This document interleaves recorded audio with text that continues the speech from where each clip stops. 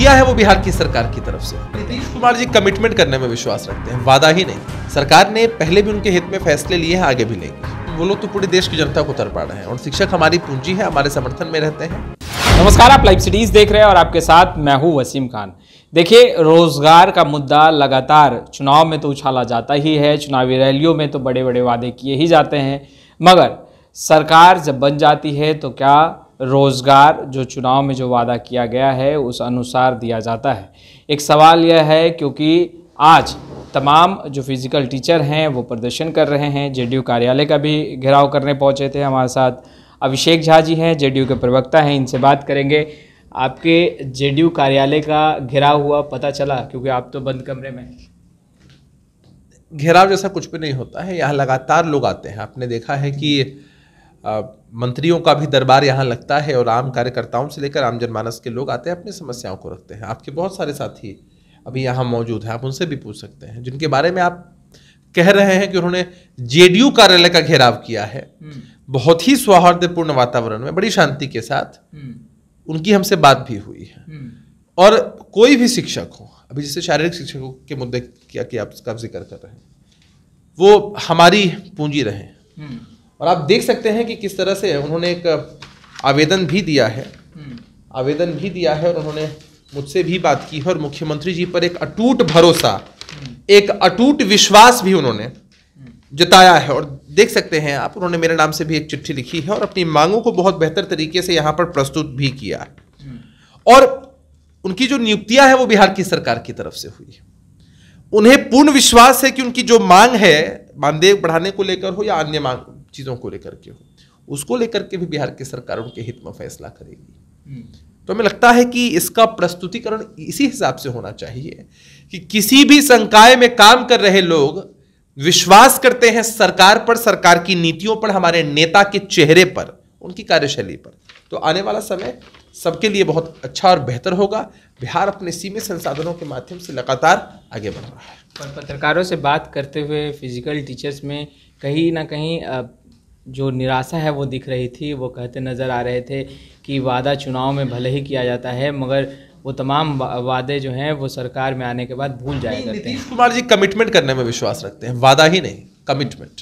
7 निश्चय पार्ट 1 और पार्ट 2 की स्थिति आप देख सकते हैं, किस मजबूती के साथ काम हो रहा है। और हर कोई अपनी मांग को उठा सकता है। इनकी नियुक्तियां भी सरकार नहीं की है, हर कोई अपनी मांग को उठा सकता है। और सरकार बड़ी गंभीरता के साथ हर मांग पर विचार करती है और पॉलिसीज के हिसाब से, नीतियों के हिसाब से जो सही फैसला होता है वो जरूर करती है। 8,000 मानदेय आपको सही लग रहा है?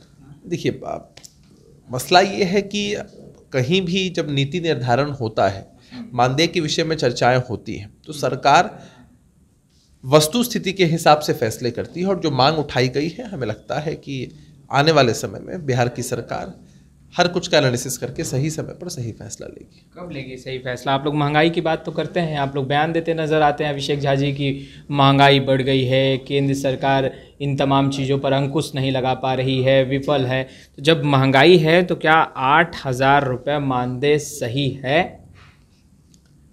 महंगाई, इन्फ्लेशन की चर्चा जब होती है तो केंद्र की सरकार का ये मसला है, जवाबदेह है केंद्र की सरकार कि आखिर पेट्रोल डीजल की कीमतों में इतना इजाफा क्यों, रसोई गैस की कीमतों में इजाफा क्यों, आज जो डेली प्रोडक्ट्स यूज हो रहे हैं उनकी कीमतों में इजाफा क्यों। बिहार की सरकार ने हर संभव प्रयास किया है कि कैसे हम रोजगार की व्यवस्था सुनिश्चित करके और जितनी चीजें बिहार के हिस्से में है उनको कम करके, दामों कम करके कैसे लोगों को राहत पहुंचा सके। और आपने अगर इस मुद्दे को लेकर सवाल उठाया, लोगों से हमारी बातचीत हुई है, सरकार ने पहले भी उनके हित में फैसले लिए हैं, आगे भी लेंगी। मानदेय बढ़ाया जाएगा सरकार? मैं देखिए, जो इनकी मांगे हैं कई पहलुओं को लेकर के हैं, सिर्फ एक ही पहलू पर हम स्टिक होकर ना रहे। ये मसला जब जाएगा तो सभी पहलुओं पर विचार निश्चित रूप से होगा।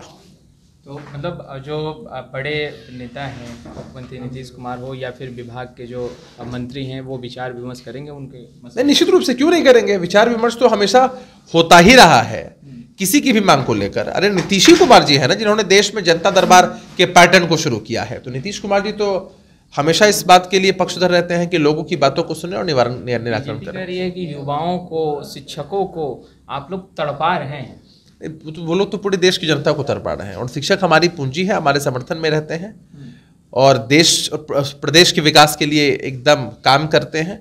तो भारतीय जनता पार्टी के लोगों ने उनके मुद्दे को लेकर भड़काकर राजनीति करने की कोशिश भी की थी, राजनीतिक नौटंकी भी की थी, लेकिन उसका क्या लाभ हुआ आपने देखा।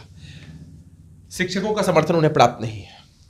तो आपने सुना अभिषेक झा को स्पष्ट रूप से कहते नजर आ रहे हैं कि जो फिजिकल टीचर हैं जो प्रदर्शन कर रहे हैं उनकी मांगों को लेकर के जो विभाग के मंत्री हैं उन तक बात पहुंचाई जाएगी और कहीं ना कहीं विचार विमर्श किया जाएगा। खैर, इस वीडियो में इतना ही। आपका बहुत बहुत शुक्रिया।